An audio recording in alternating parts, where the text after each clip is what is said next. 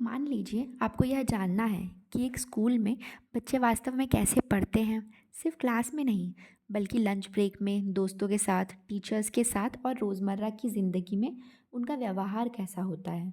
तो क्या सिर्फ एक क्वेश्चन भरवा कर आपको सही जवाब मिल जाएगा? नहीं। ऐसी स्थिति में रिसर्च की एक खास मेथड काम आती है, एथनोग्राफी। लेकिन एथनोग्राफी आखिर है क्या? इसे कैसे किया जाता है और बीएड, एमएड, नेट और रिसर्च में यह इतना महत्वपूर्ण क्यों माना जाता है? आज इस वीडियो में एथनोग्राफी को बिल्कुल आसान भाषा में समझेंगे। सबसे पहले इसका मतलब समझते हैं। एथनोग्राफी दो शब्दों से मिलकर बना है।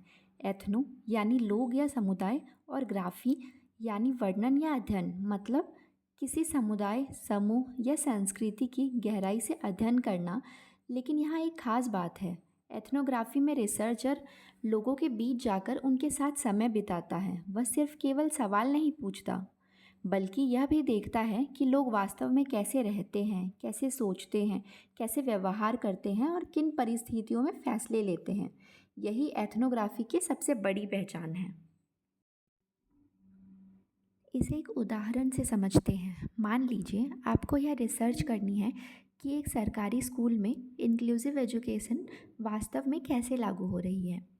अगर आप केवल टीचर से इंटरव्यू लेकर वापस आ जाएं, तो हो सकता है कि आपको पूरी सच्चाई न मिले। लेकिन अगर आप कई दिनों तक उसी स्कूल में जाएं, क्लासरूम देखें, बच्चे को ऑब्जर्व करें, टीचर्स और पेरेंट्स से बात करें और रोज़मर्रा की गतिविधियों को समझें, तो आपको वास्तविक का पता चलेगा। यही तरीका एथनोग्राफी कहलाता है। अब जानते हैं इसकी मुख्य विशेषताएं। पहली विशेषता, नेचुरल सेटिंग। रिसर्च लैब में नहीं, बल्कि वहीं होता है जहां लोग अपनी सामान्य ज़िंदगी जीते हैं। दूसरी, पार्टिसिपेंट ऑब्जर्वेशन। रिसर्च केवल देखता ही नहीं, ज़रूरत पड़ने पर लोगों के साथ गतिविधियों में भाग भी लेता है। तीसरी, लॉन्ग टर्म स्टडी। एथनोग्राफी एक दो दिन का काम नहीं, रिसर्चर कई हफ्तों या महीनों तक अध्ययन कर सकता है। चौथी, क्वालिटेटिव डाटा। यहाँ नंबर से ज़्यादा महत्व लोगों के अनुभव, व्यवहार और विचारों का होता है। पांचवी, कल्चर को समझना। एथनोग्राफी का उद्देश्य केवल यह जानना नहीं होता कि लोग क्या करते हैं, बल्कि यह भी समझना होता है कि वे ऐसा क्यों करते हैं। अब देखते हैं कि एथनोग्राफिक रिसर्च कैसे की जाती है। सबसे पहले रिसर्चर टॉपिक और कम्युनिटी का चयन करता है। इसके बाद रिसर्चर उस समुदाय में जाकर लोगों का विश्वास जीतता है।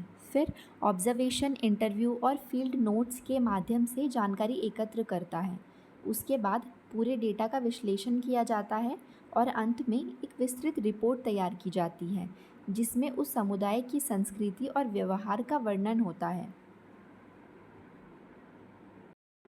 एथनोग्राफी के कई फ़ायदे होते हैं। इससे वास्तविक जीवन की जानकारी मिलती है, रिसर्च गहराई से होती है, लोगों की वास्तविक संस्कृति, सोच और व्यवहार को बेहतर तरीके से समझा जा सकता है। इसी कारण से एजुकेशन, सोशियोलॉजी, एंथ्रोपोलॉजी और साइकोलॉजी में इसका व्यापक उपयोग किया जाता है। लेकिन हर रिसर्च मेथड की तरह इसकी भी कुछ सीमाएं हैं। यह काफ़ी समय लेती है, कई बार खर्च भी अधिक होता है, और अगर रिसर्चर पूरी तरह निष्पक्ष न हो तो इसके विचार रिसर्च को प्रभावित कर सकते हैं। तो अब आप समझ गए होंगे कि एथनोग्राफी केवल लोगों से सवाल पूछने का काम नहीं है, बल्कि उनके बीच रहकर जीवन, संस्कृति और व्यवहार को गहराई से समझने की रिसर्च मेथड है। अगर आप BEd, MEd, NET, PhD entrance या किसी भी रिसर्च एग्ज़ाम की तैयारी कर रहे हैं, तो एथनोग्राफी का यह कॉन्सेप्ट आपके लिए बेहद महत्वपूर्ण है। अगर वीडियो पसंद आया हो तो लाइक करें, अपने दोस्तों के साथ शेयर करें और ऐसे ही आसान और कॉन्सेप्ट बेस्ड एजुकेशन वीडियोस के लिए चैनल को सब्सक्राइब करना न भूलें। मिलते हैं अगली वीडियो में। धन्यवाद।